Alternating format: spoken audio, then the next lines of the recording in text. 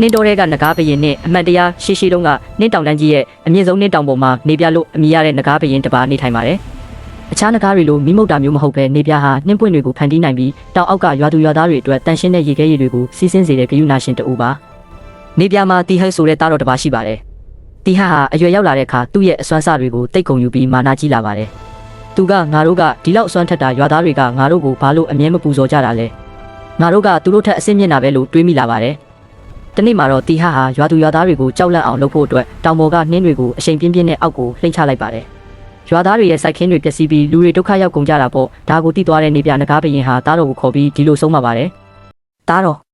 အစွမ်းထက်တယ်ဆိုတာတခြားသူကိုနှိပ်စက်ဖို့မဟုတ်ဘူး။တခြားသူကိုကာကွယ်ပေးဖို့ပဲ။မင်းရဲ့မာနကမင်းကိုအထီးကျန်စေလိမ့်မယ်။ဒါပေမဲ့တီဟကနားမထောင်ပဲတောင်ပေါ်ကနေဆင်းသွားပါတယ်။အောက်ရောက်တဲ့အခါသူဟာအစာငတ်ပြီးအေးတန်ကြောင်အားရင်ကြီးနေလာပါတယ်။သူကိုယ်တိုင်ဖန်တီးထားတဲ့နှင်းမုန်တိုင်းထဲမှာသူကိုယ်တိုင်ပိတ်မိသွားပါတော့တယ်။အဲ့ဒီအချိန်မှာသူနှိပ်စက်ခဲ့တဲ့ရွာသားတွေကတီဟကိုတွေ့သွားပါတယ်။သူတို့ဟာနဂါးငယ်ကိုရံမမှုပဲနှွေးထွေးတဲ့ဆောင်တွေအစားအစာတွေနဲ့ပြုစုပေးခဲ့ကြပါတယ်။တီဟအရန်ရှက်သွားပြီးသူ့ရဲ့မာနတွေလည်းအရေးပြောကျသွားပါတော့တယ်။သူ့အမားကိုတီးသွားတဲ့တီဟဟာတောင်ပေါ်ပြန်တက်ပြီးခမဲတော်ထံမှာဝင်ချတောင်းပန်ခဲ့ပါတယ်။ထိုနေ့မှစပြီးတီဟဟာရွာသားတွေကိုကာကွယ်ပေးတဲ့နဂါးဆောင်တဲ့မင်းကြီးဖြစ်လာခဲ့ပါတယ်။မာနသည်လူကိုပျက်စီးစေတတ်သည်မိမိမှာအစွမ်းအစရှိလေလေပိုပြီးနှိမ့်ချရလေလေဖြစ်သည်။အစွမ်းထက်ခြင်းဤရည်ရွယ်ချက်စစ်မှန်သောခွန်အားဆိုသည်မှာအားနည်းသူကိုကူညီဖေးမခြင်းသာဖြစ်သည်။